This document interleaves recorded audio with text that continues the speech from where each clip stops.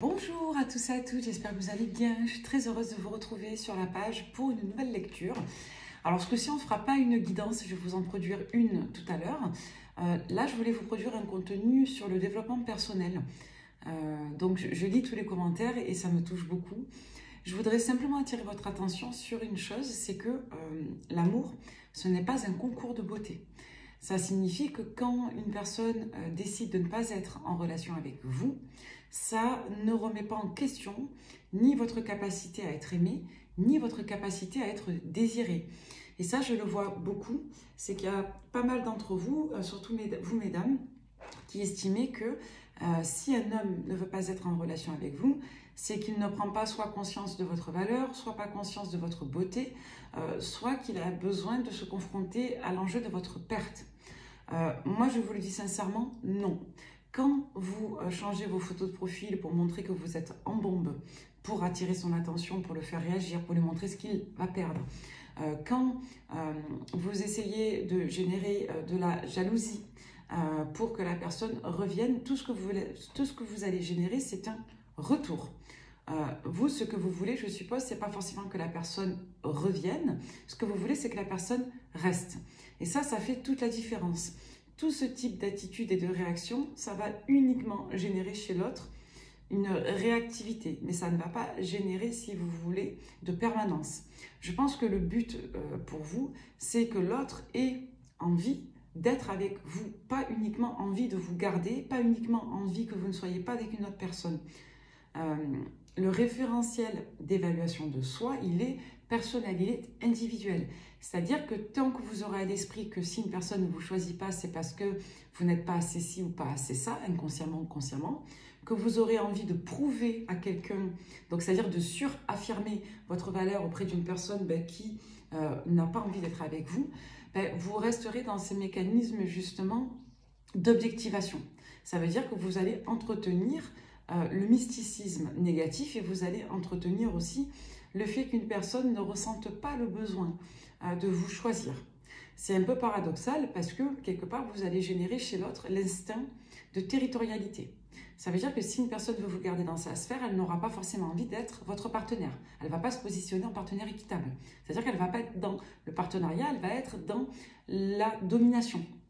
Donc, quelque part, vous allez générer une réaction, vous allez générer un besoin de territorialité et ou un besoin, quelque part, d'appartenance, mais vous n'allez pas générer l'envie ou vous n'allez pas modifier la perception du partenariat. Et ça fait vraiment la différence. Donc, n'oubliez pas que l'amour, ce n'est pas un concours de beauté. Ce n'est pas parce que vous n'êtes pas la plus belle ou la plus désirable, ça n'a rien à voir. N'oubliez pas que l'amour, ce n'est pas la sexualité. À travers le désir, vous allez générer de l'accoutumance. Et ça, c'est pas la même chose que l'amour. C'est-à-dire qu'une personne pourra avoir envie de vous, pourra développer de l'addiction sexuelle, pourra développer de l'addiction tout court, mais ça n'aura pas forcément de grande incidence sur sa manière de se projeter.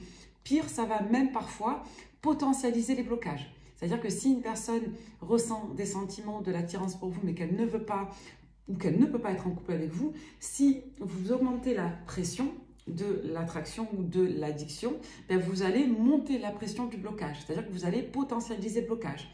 Donc en fait, vous allez générer des résultats efficaces, efficients dans l'instant, en réactivité, en mécanisme compulsif ou compensatoire, mais vous n'allez absolument pas générer de permanence ou vous n'allez pas donner envie à l'autre de rester. Vous allez simplement donner envie à l'autre de revenir. Vous allez simplement augmenter le besoin de retour ou vous allez tout simplement augmenter les besoins inhérents à l'addiction, mais vous n'allez absolument pas modifier la manière dont l'autre va se lier à vous. Vous allez juste augmenter le mysticisme de l'attraction, de l'addiction. J'avais envie de vous parler de ça parce que ça me semble quand même important. Parce que, encore une fois, on va vous faire travailler, encore une fois, l'hameçonnage. C'est-à-dire comment capter une personne, comment l'attirer, comment lui donner envie de revenir, comment faire en sorte que cette personne développe de l'intérêt ou de l'attraction. Le problème, c'est que dans les 3/4 du temps, vous n'allez pas travailler l'état d'esprit de l'autre. Vous allez uniquement travailler la récurrence de pensée, donc l'addiction, et vous allez faire travailler quelque part le retour. Sauf que vous ne voulez pas qu'une personne revienne incessamment dans votre vie, vous voulez qu'une personne ne parte pas, c'est-à-dire qu'elle reste. Donc si vous voulez qu'une personne reste, il va être important pour vous de comprendre pourquoi la personne ne reste pas, qu'est-ce que la personne recherche et pourquoi la personne resterait avec une autre personne que vous. Qu'est-ce que l'autre personne, l'énergie tierce par exemple, ou une autre personne potentielle pourrait apporter à cette personne qui vous intéresse et pas vous. C'est pas forcément une affaire de beauté, une affaire de qualitatif, ou c'est pas forcément une affaire de désir sexuel. Si une personne va avoir comme objet la passion ou le désir sexuel, oui, le fait que vous nourrissiez ses besoins sexuels fera qu'elle reviendra. Par contre, si vous recherchez une relation sérieuse et que la personne vient nourrir ses besoins sexuels, forcément qu'elle va revenir et qu'elle pourra même développer de l'accoutumance si vous êtes le coup du siècle, pour vous parler cru, d'accord? Mais posez-vous la question de savoir ce que l'autre recherche. Posez-vous la question de savoir comment l'autre, à minima, je dis bien, fonctionne vis-à-vis de vous. Pas comment l'autre fonctionne tout court. C'est comment l'autre fonctionne vis-à-vis de vous. Est-ce que vous avez les mêmes attentes? Est-ce que vous avez les mêmes projets de relation? Pourquoi hier, je vous ai parlé des projets? Je vous ai dit, en gros, les sentiments en priorité, on s'en fout. Parce que si vous avez les mêmes projets, vous aurez plus de facultés à développer de l'attachement. Si vous avez les mêmes projets, vous aurez plus de facultés à développer des sentiments réciproques. En gros, pour qu'une personne et vous soyez heureux, heureuse dans une relation, vous avez besoin de vous attacher à l'un et à l'autre et vous avez besoin de partager à minima les mêmes valeurs et les mêmes projets. C'est ce qui caractérise un couple. C'est une identité commune, partagée et reconnue par les deux et qui va s'épanouir à travers des sentiments, à travers l'expression de valeurs et de principes et à travers l'expression et la réalisation de projets communs. Du plus petit des projets, aller au restaurant ensemble, passer du temps ensemble, être au lit ensemble, au plus grand, c'est-à-dire construire, avoir des projets de vie. Donc, c'est très important de comprendre la personne qui est en face de vous, pas en violant son intimité, c'est-à-dire à qui il pense, avec qui il couche, qu'est-ce qu'il fait, à quelle heure il va faire ci. C'est pas en étant dans l'intrusion de son intimité, mais plutôt en apprenant à décrypter ses comportements. C'est-à-dire tout ce qui va avoir une incidence avec vous et tout ce qui pourra répondre à vos besoins à vous. C'est-à-dire qu'il y a une expression qui dit « on ne fête pas Pâques avant les rameaux ». C'est-à-dire qu'avant de savoir ce que l'autre ressent, avant de vouloir comprendre à quoi l'autre pense, essayez déjà de vous demander si vous êtes sur la même longueur d'onde. Avant de vous demander comment faire revenir quelqu'un, demandez-vous si la personne a envie de rester.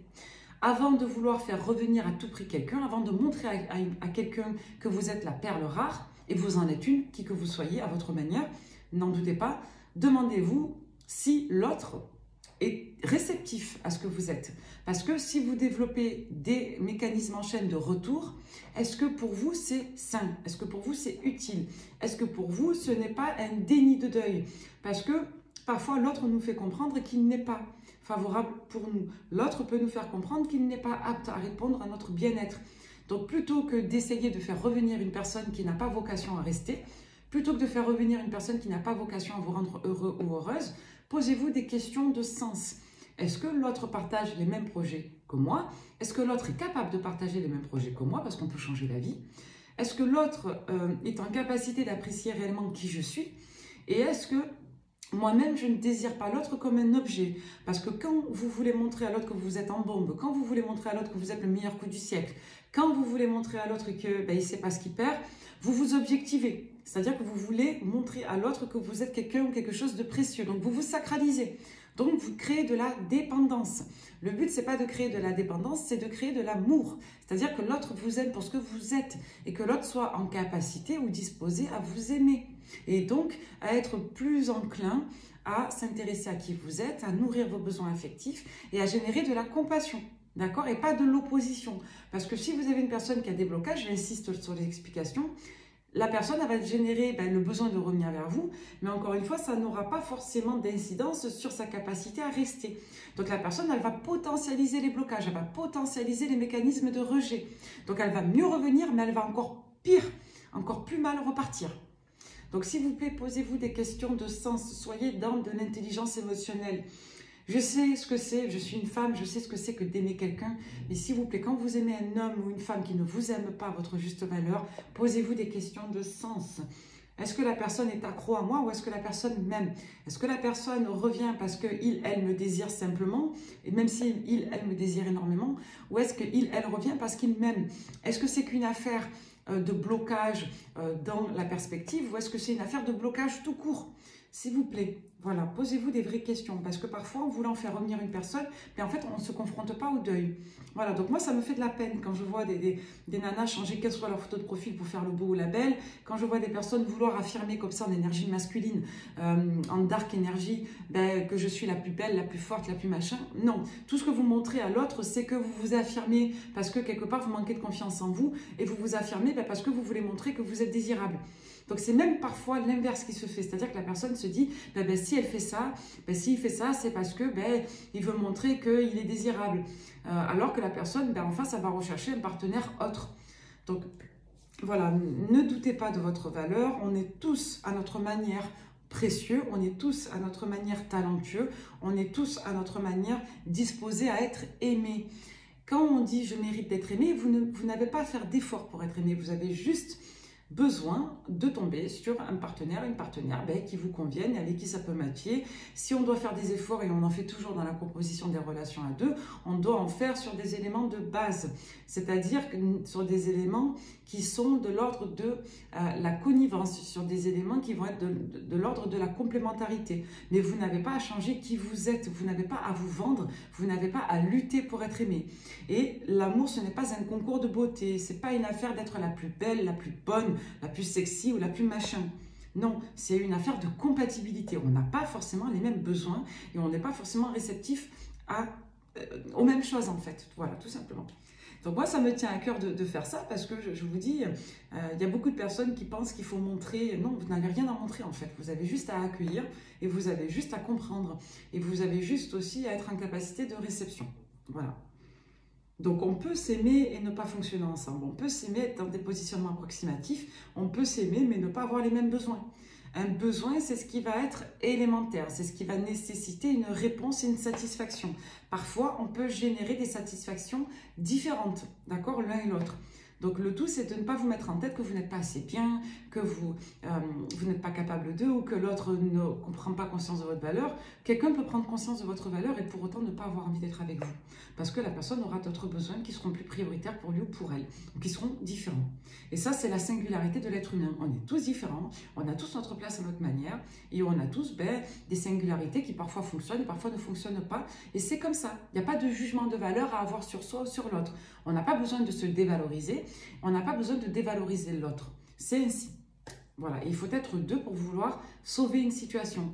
Et parfois, on peut avoir besoin de prendre relais quand l'autre va mal ou quand l'autre n'arrive pas. Et c'est ça la beauté, quelque part, de la solidarité affective, c'est que pour autant, il y a quand même cet enjeu d'être ensemble. Et vous aurez plus de faculté à développer de la solidarité si vous êtes deux. C'est-à-dire dans le cadre d'un couple, par exemple. Mais si vous n'êtes pas en couple et que vous êtes dans des liens dysfonctionnels, la solidarité, elle est complexe à mettre en place parce qu'il y a une juste mesure entre ce que je fais pour moi en voulant l'autre et ce que je fais pour l'autre en le voulant.